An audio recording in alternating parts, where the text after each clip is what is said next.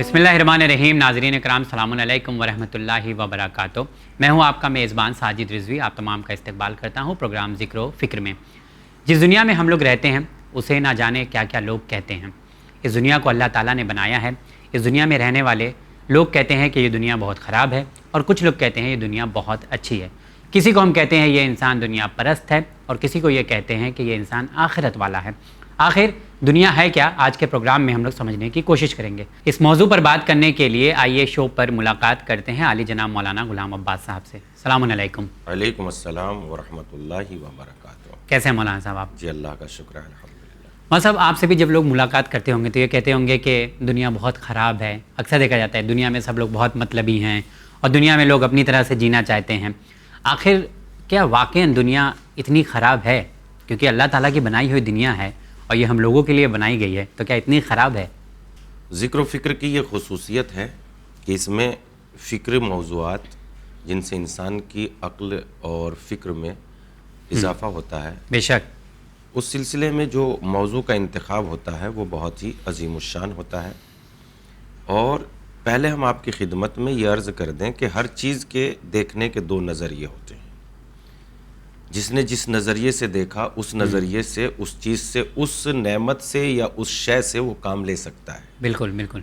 मसलन मिसाल के तौर पर इंसान जो है ख्वाहिश हैं, ख्वाहिशों को उन रास्तों से भी हासिल कर सकता है जो इंसान के लिए अल्लाह ने मुकर्रर किए हैं, और ख्वाहिशों को उन रास्तों से भी तकमील दे सकता है, हासिल कर सकता है जो वो रास्ते हैं जो दुनिया की निगाह में भी गलत हैं और खुदावंदे और कानून और शरीयत की निगाह में भी गलत है। बिल्कुल गलत। इसी तरीके से दुनिया को भी आप दो निगाह से देख सकते हैं।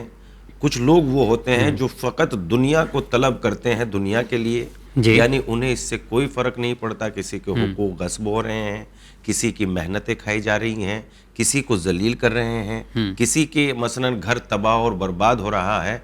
उन्हें सिर्फ अपने सुख और चैन से मतलब है, इसके अलावा कुछ नहीं। तो फिर ये दुनिया उनके लिए यकीनन एक दुनिया है, वो दुनिया जो बुरी दुनिया है, जिसका कोई मसलन फ़ायदा नहीं है।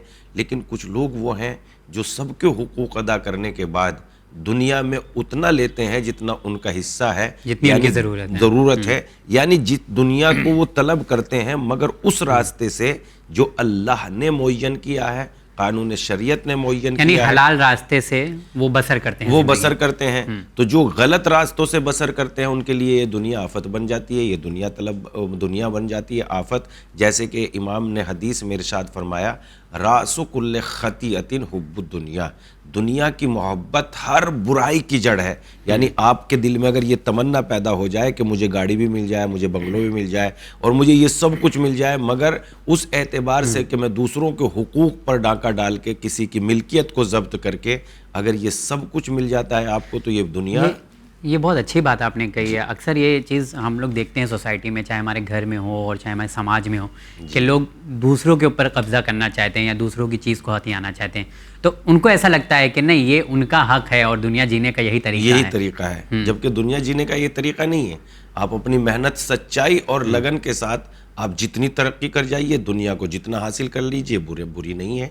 लेकिन अगर आप दूसरों के हुकूक पर डाका डाल के और फ़कत दुनिया को दुनिया के लिए तलब करते हैं तो ये दुनिया बुरी है। इसकी मिसाल हम आपकी खिदमत में कुरान मजीद की रोशनी में पेश करते हैं। कुरान ने ये दोनों नज़रिए पेश किए हैं। अच्छा, बुराई और अच्छाई। पहला नज़रिया ये है कि अगर आपने दुनिया को फ़कत दुनिया के लिए तलब किया तो दुनिया की जितनी भी नेमतें हैं वो कितने दिन तक आपको फ़ायदा पहुँचा सकती है? चंद महीने, चंद साल, चंद, इससे ज्यादा नहीं, 10, 20, 50 साल, बस मौत आने तक फायदा पहुंचा सकती है। इससे ज्यादा फिर आपके लिए कोई फायदा नहीं।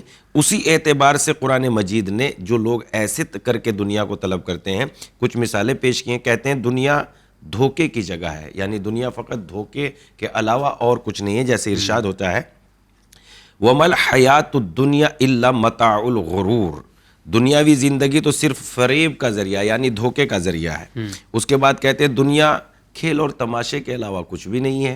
यानी हम थोड़ी सी जब दुनिया को हासिल कर लेते हैं तो ज़्यादा से ज़्यादा क्या कर लेंगे, अच्छे पार्क में चले जाएंगे, अच्छे होटल में खाना खा लेंगे, अच्छे कपड़े पहन लेंगे। इससे ज़्यादा और क्या इस दुनिया की औकात हो सकती है? अच्छी जगह घूमने चले जाएंगे। अच्छी मसलन लज्जतों के एतबार से अगर हम लज्जतें हासिल करना चाहें तो अच्छे होटल में हम ठाट बाट के ज़रिए से چند لمحوں کی لذتیں حاصل کر سکتے ہیں، اس سے زیادہ تو کچھ نہیں اس کے علاوہ. اور پھر جب وہ لذتیں بھی دنیا کی ایسی ہیں کہ جب انسان کی لذت ختم ہو جاتی ہے تو پھر وہی لذت سے انسان نفرت بھی کرنے لگتا ہے، جس کی وجہ سے اس نے ہزاروں لوگوں کے حقوق لوٹ کے اس لذت کو حاصل کرنے کے لیے مثلا اقدام کیا تھا.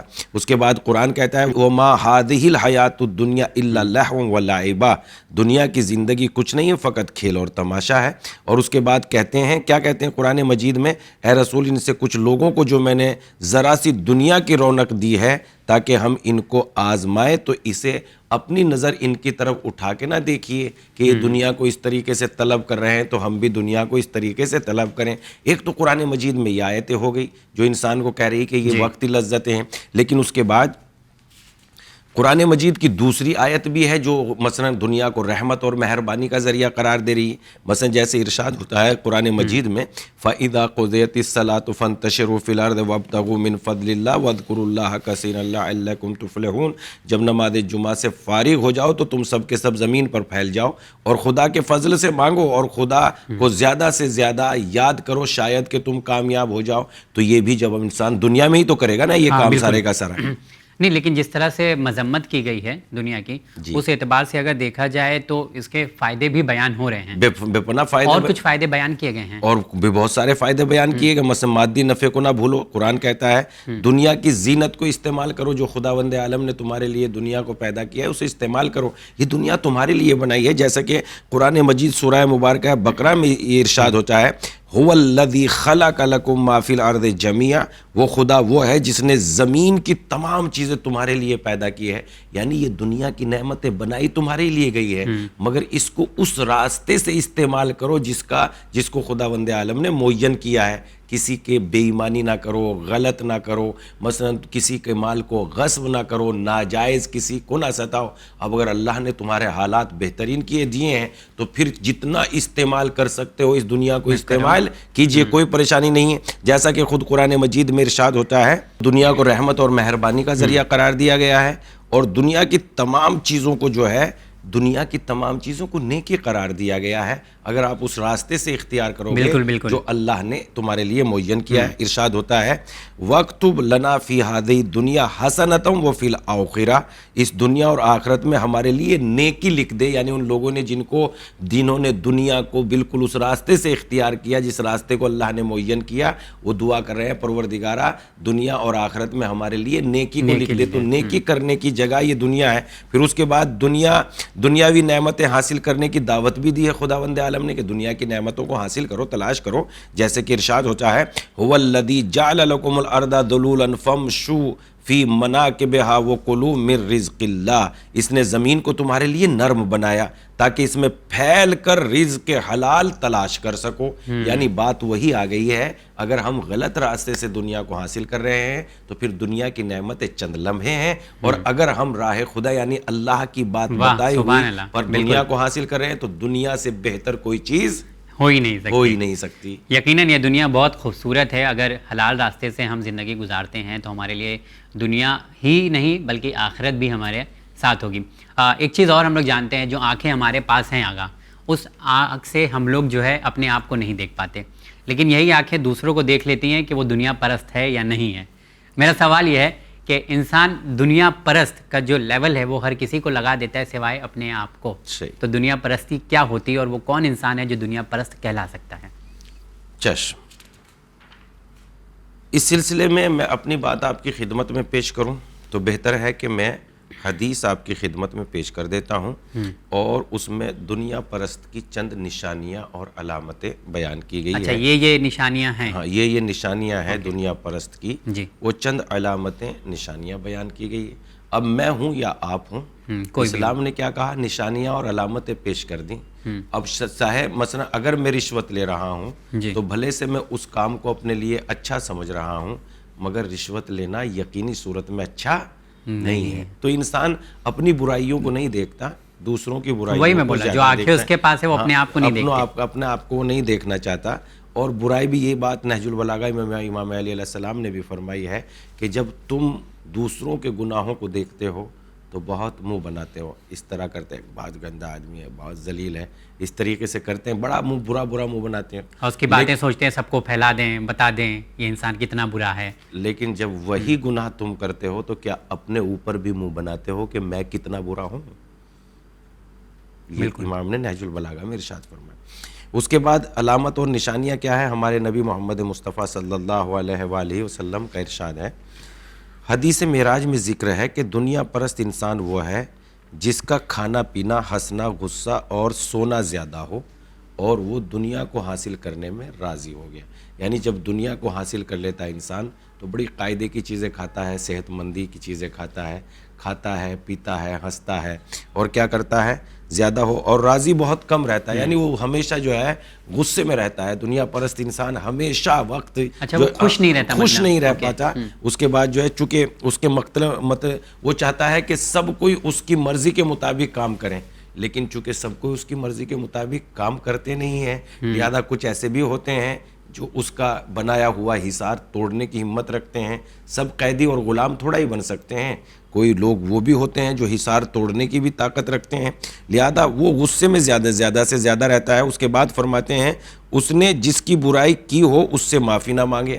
یعنی سب سے پہلی بات تو اس کی خطا یہ ہے کہ جب وہ برائی کرتا ہے، کسی کی توہین کرتا ہے، تو اپنے آپ کو معافی مانگنے کے لیے تیار نہیں کرتا. یعنی غرور اور غصہ اسے معافی اور جھکنے کے لیے آمادہ اور تیار نہیں کرتا، اس لیے کہ وہ اپنی نگاہ میں اپنے سے بہتر کسی کو نہیں سمجھتا. اس لیے کہ دنیا کی جو اکڑ اس کے اندر پیدا ہو جاتی ہے وہ اسے جھکنے نہیں دیتی. یعنی جس کی وہ برائی کرتا ہے اس سے وہ معافی نہیں مانگتا. اور اس کے بعد کہتے ہیں اس سے معافی مانگے تو اس کو معافنا. لیکن اگر کوئی اس سے معافی مانگے، کسی کی برائی وہ کر دے اس سے، یعنی جیسے میں دنیا پرست ہوں، میں نے آپ کے ساتھ برائی کی مگر میں تو آپ سے معافی مانگنے کے لیے تیار نہیں ہوں.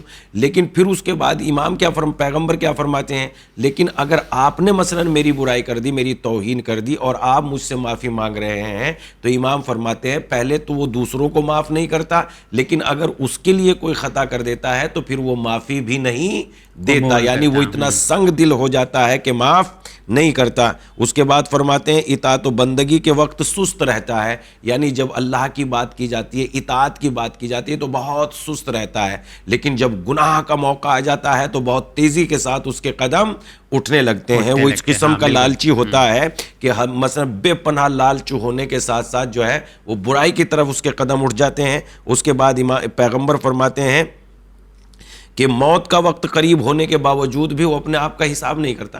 60-65 سال کا ہو جاتا ہے مگر اس کے باوجود بھی لوگوں کو اتنا ستاتا ہے جیسے اسے مرنا نہیں ہے، جبکہ موت کا وقت قریب ہے. اب تو کم سے کم اپنا حساب کر لے تاکہ لوگوں سے معافی مانگی جا سکے. اس کے بعد ہمارے نبی ارشاد فرماتے ہیں کہ جب وہ اچھی باتیں ہوتی ہیں، فائدہ مند باتیں ہوتی ہیں تو وہ بہت کم کرتا ہے، فائدہ مند باتوں کو نہیں کرتا بالکل بھی.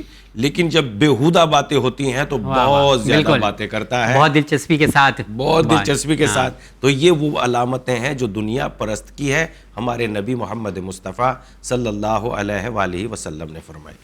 بہت خوب. آپ کی جو گفتگو آج ہم لوگ کر رہے ہیں ناظرین، وہ ہم لوگوں کی سوسائٹی سے جڑی ہوئی ہے، اور اکثر یہ صفتیں ہم لوگ اپنے آپ میں ڈھونڈ سکتے ہیں جو آگاہ بیان کر رہے تھے حدیث کے ذریعے. اور یہ سب بہت کامن سے فیکٹر ہیں جسے تلاش کیا جا سکتا ہے بہت آسانی کے ساتھ. مولانا صاحب، دیکھا جاتا ہے کہ اس دنیا میں ہم لوگوں کی ملاقات ان لوگوں سے بھی ہوتے ہیں جو آخرت کے طلبگار ہوتے ہیں اور ہمیشہ آخرت کی بات کرتے ہیں، بہت اچھی باتیں کرتے ہیں. کیا اس حوالے سے بھی قرآن مجید میں کچھ بتایا گیا ہے کہ جو صرف آخرت کی بات کرتے ہیں، یعنی جو آخرت طلب لوگ ہوتے ہیں؟ بالکل. اس سلسلے میں بھی ہم ایک حدیث آپ کی خدمت میں امام جعفر صادق علیہ السلام کی پیش کرتے ہیں اور گفتگو کو تمام کرتے ہیں. چونکہ بات جو ہے بہت زیادہ، یہ میدان جو ہے دنیا کی تعریف یا مذمت ایک بڑا وسیع موضوع ہے، لیکن ایک حدیث پر ہم قناعت کرتے ہیں. ابن ابی یافور کہتے ہیں کہ میں امام جعفر صادق علیہ السلام کی خدمت میں تھا، اور اس کے بعد میں نے کہا کہ ہم دنیا کو دوست رکھتے ہیں. میں نے امام سے فرمایا ہم دنیا کو دوست رکھتے ہیں. امام نے پوچھا، اس سے سوال کیا، امام نے اس سے پوچھا اس دنیا سے تم کیا کرو گے؟ میں نے عرض کیا شادی کروں گا، حج بجا لاؤں گا، اپنے اہل و عیال کا خرچ اٹھاؤں گا، اپنے بھائیوں کی مدد کروں گا. حضرت نے جواب دیا یہ دنیاوی کام نہیں ہے بلکہ یہ تو آخرت کے کام ہے. یعنی آخرت طلب لوگ وہ ہوتے ہیں جو دنیا کو اس لیے پسند کرتے ہیں تاکہ دوسروں کی مدد کی جا سکے, اپنی ضرورتوں کو پورا کیا جا سکے. اپنی ضرورتوں کو پورا کرنا دنیا طلب نہیں ہے, مگر ضرورت سے زیادہ دوسروں کے حقوق لوٹ کے خود مالدار بن جانا یہ دنیا طلب ہے. مول صاحب اس پروگرام کو ہم لوگ یہاں پر ختم کرتے ہیں. بہت بہت شکریہ آپ اس پروگرام میں تشریف لائیں. لیکن ہم لوگ بہت ساری حدیثیں ہیں جو اکثر سنتے رہتے ہیں دنیا کے حوالے سے, تو میں چاہتا ہوں اس پروگرام کو ختم کرنے سے پہلے کوئی ایک حدیث جو دنیا کے حوالے سے آسان طریقے سے ہم لوگوں کو سمجھ میں آ جائے. خود یہ اس سے بہتر حدیث اور اس سے آسان الفاظ میں یقیناً پیش نہیں کی جا سکتی. ہمارے امام موسیٰ کاظم علیہ السلام نے ایک مثال دیتے ہوئے ارشاد فرمایا, دنیا سانپ کے جیسی ہے. جب اس کو ہاتھ میں اٹھاتے ہیں کتنا نرم و نازک ہوتا ہے, بالکل ایک دم نرم, سخت نہیں ہوتا, چمکتا بھی ہے اور خوبصورت بھی دکھائی دیتا ہے, چمکدار بھی ہوتا ہے. لیکن اس کے بعد امام نے فرمایا لیکن اس کے اندر جو زہر ہے وہ ایسا زہر ہے کہ انسان کو نقصان پہنچاتا ہے. تو امام نے یہی فرمایا کہ دنیا اس سانپ کے مانند ہے جو دیکھنے میں بڑا نرم و نازک لگتا ہے مگر اس کے اندر زہر ہلاہل پوشیدہ ہوتا ہے. لہذا عقل مند دنیا کو حاصل کرتا ہے مگر اس زہر سے بچ کے جس کے ذریعے سے وہ اپنے آپ کو نقصان نہ پہنچائے. بہت شکریہ, بہترین حدیث تھی. اور ظاہر سی بات ہے اگر دنیا کی محبت کسی کے دل میں آ جاتی ہے یا وہ تھوڑا سا چکھ لیتا ہے تو پھر اس سے دور نہیں جا سکتا ہے. لیکن جو ہمارے پاس قرآن مجید کی آیتیں موجود ہیں, جو حدیث ہیں, اگر ان سب کو ہم لگاتار سنتے رہیں گے اور اس پر عمل کرتے رہیں گے تو یہی دنیا ہم لوگوں کے لیے آخرت کی کھیتی بن جائے گی. انشاءاللہ اگلے پروگرام میں آپ تمام ناظرین سے پھر ملاقات کریں گے اسی وقت اور کوئی اور نئے موضوع پر بات کریں گے. دیکھتے رہیے چینل ون. ہمیں دیجیے اجازت, ہماری ٹیم کے ساتھ بہت شکریہ.